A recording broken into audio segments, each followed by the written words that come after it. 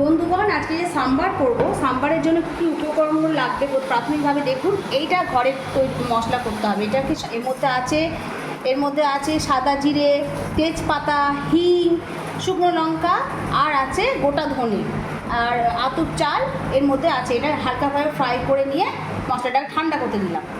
আর যে ডাল দিয়ে সাম্বারটা হবে তার মধ্যে আছে অরহরের ডাল, কলাইয়ের ডাল এবং মুসুরির ডাল। এবার সবজি এটা কাটা আমার এখনও হয়নি, সবজিটা কেটে উপকরণগুলো কীভাবে সাজিয়ে আপনাদের পড়ে দেখ।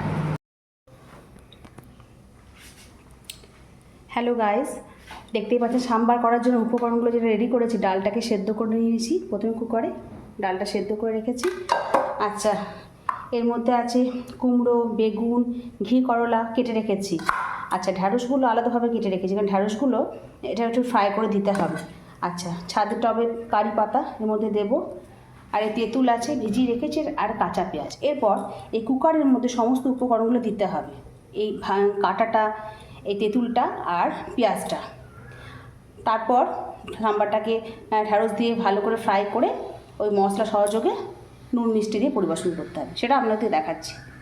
হ্যালো গাইস, এবারে আমি দেখুন এটা করব রেসিপিটার জন্যে। প্রথমে আমি কড়াইয়ে তেল দিয়েছি, তেলের মধ্যে একটুখানি শুকনো লঙ্কা আর সর্ষে ফোড়ন দিয়েছি।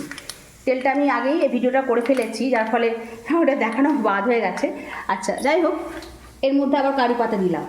তেলটা গরম হয়ে গেছে, দেখুন সর্ষে দেওয়া আছে, এর মধ্যে শুকনো লঙ্কা দেওয়া আছে, এর মধ্যে কারি পাতাটা দিলাম।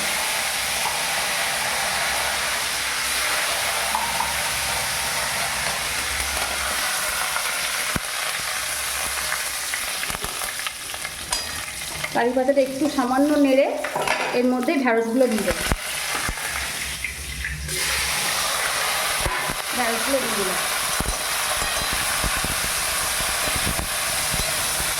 আচ্ছা, যেহেতু সবজি সেদ্ধর মধ্যে হলুদ নুন সবই দেওয়া আছে, তাই সামান্য পরিমাণে হলুদ আর সামান্য পরিমাণে নুন এই ঢ্যাঁড়সের মধ্যে আমি দিচ্ছি।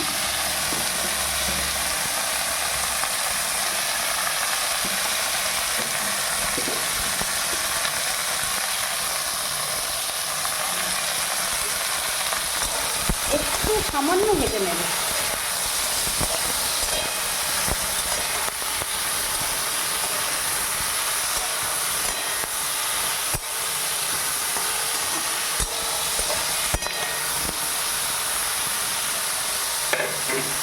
একটু ভাজা হয়ে গেলে একটু সবজিগুলোর মধ্যে সমস্ত কিছু মশলা আর সব তো সেদ্ধ করতে এখন দেওয়াই আছে, এটি চেক করে নেবো যে সব ঠিকঠাক আছে।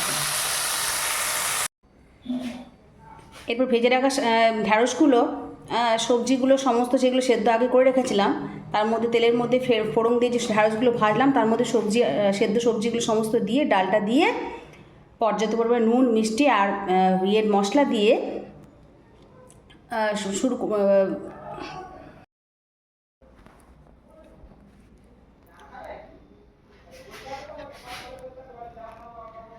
আমার সাম্বার মোটামুটি তৈরির দিকে। আচ্ছা, ভেজে রাখা ঢ্যাঁড়সগুলোর সাথে সবজি প্লাস ডালটা সেদ্ধ করে ওর মধ্যে সর্ষে আর শুকনো লঙ্কা ফোড়ন দিয়ে সমস্ত আনাজগুলোকে একসাথে একটু সেদ্ধ করতে দিলাম।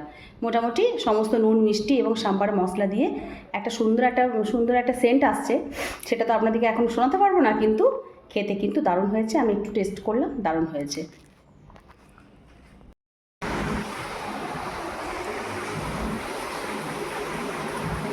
এই দেখুন বন্ধুগণ, আমার সাম্বার কিন্তু রেডি হয়ে গেছে। একটা সুন্দর ফ্লেভার এসছে এবং কালারটাও দেখতে পাচ্ছেন, কালারটাও দারুণ হয়েছে। আর একটু টেস্ট করলাম, কিন্তু দারুণ সুন্দর খেতেও হয়েছে। এই গরমের দিনে এই টক ডালের রেসিপি, অনেক রকম রেসিপি আমি ছাড়বো, আমাদের সঙ্গে থাকবেন এবং আমার চ্যানেলটাকে সাবস্ক্রাইব করবেন।